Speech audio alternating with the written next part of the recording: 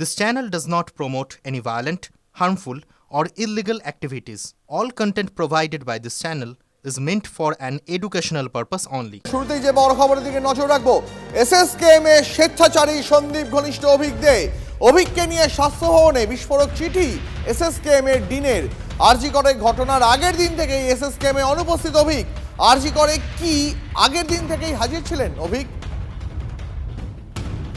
त्योहार और प्यार लाती है रिश्तों में ढेर सारा मिठास। परंपरा वही, सोच नहीं। আদি মোহিনী মোহন কাঞ্জিলাল। এই মুহূর্তের বড় খবর, আরো অভিযোগ, আরো বিস্ফোরক অভিযোগ অভিক দেখে নিয়ে। এসএসকেএমের স্বেচ্ছাচারী সন্দীপ ঘনিষ্ঠ অভিক দে অভিককে নিয়ে স্বাস্থ্য ভবনে বিস্ফোরক চিঠি পাঠালেন এসএসকেএমের ডিন।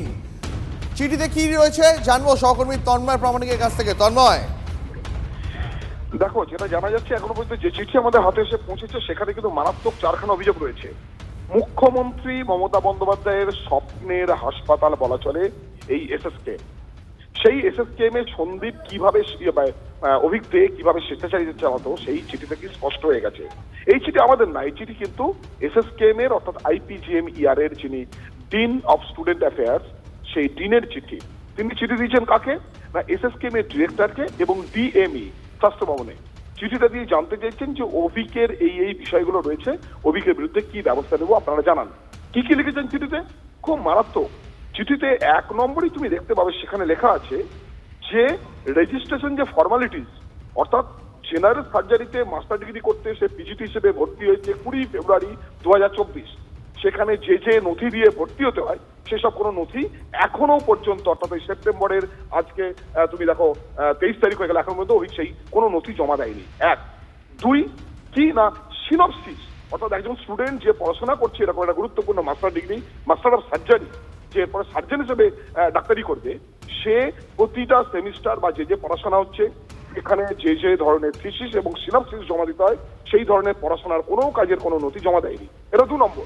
3 নম্বর হচ্ছে ন্যাশনাল মেডিকেল কাউন্সিলের নিয়ম হচ্ছে যখন আমি পিজিটি করতে যাচ্ছি, মাস্টার ডিগ্রি করতে যাচ্ছি, তখন আমার বায়োমেট্রিক যে অ্যাটেন্ডেন্স সিস্টেম থাকবে, অর্থাৎ আমি কতক্ষণ ডিপার্টমেন্টে আছি, কতক্ষণ প্র্যাকটিক্যাল করছি, কখন বেরোচ্ছি, কখন ঢুকছি, যাবতীয় বায়োমেট্রিক অ্যাটেন্ডেন্স থাকবে।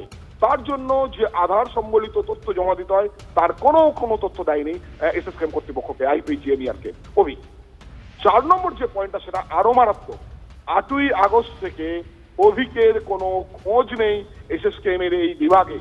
9ই আগস্ট প্রকাশ্যে এসেছিল তিলোত্তমার মৃত্যুর ঘটনা আরজি করে।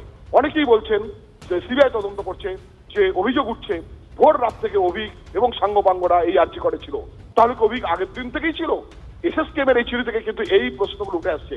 অর্থাৎ স্বেচ্ছাচারিতা কার প্রশ্রয়ে, কার জন্য এসএসকেএম কর্তৃপক্ষ এতদিন চুপ ছিলেন, এখন চিঠি দিয়ে অভিকের বিরুদ্ধে কি ব্যবস্থা নেওয়া যায় জানতে চাইছেন, এই প্রশ্নগুলো উঠে আসছে। অর্থাৎ আরো ঘোরতর বলা চলে জোরালো হচ্ছে অভিকের আরজি করে উপস্থিতি এই চিঠি থেকে। কারণ 8ই আগস্ট থেকে এসএসকেএম এর ডিপার্টমেন্টে যাননি অভিক দে, আর অভিক দে এখানে অ্যাটেন্ডেন্স দিতেন নিজে হাতে সই করে।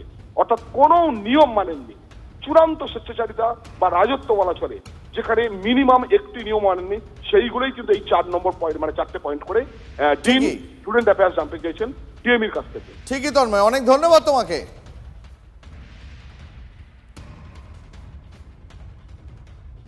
একজন ছাত্র ভর্তি হচ্ছে ফেব্রুয়ারি মাসে, সে সেপ্টেম্বর মাস অবধি সেই ইউনিভার্সিটির রেজিস্ট্রেশন করছে না, সে পরিচয়পত্র অবধি নিচ্ছে না, যে পরিচয়পত্র কলেজের মধ্যে হাসপাতালের মধ্যে ঘোরাঘুরি করার জন্য বাধ্যতামূলক সেটা নিচ্ছে না, সে কোনো বায়োমেট্রিক অ্যাটেন্ডেন্স দিচ্ছে না, সে হসপিটালে আসছে কি আসছে না সে বোঝার কোনো উপায় নেই।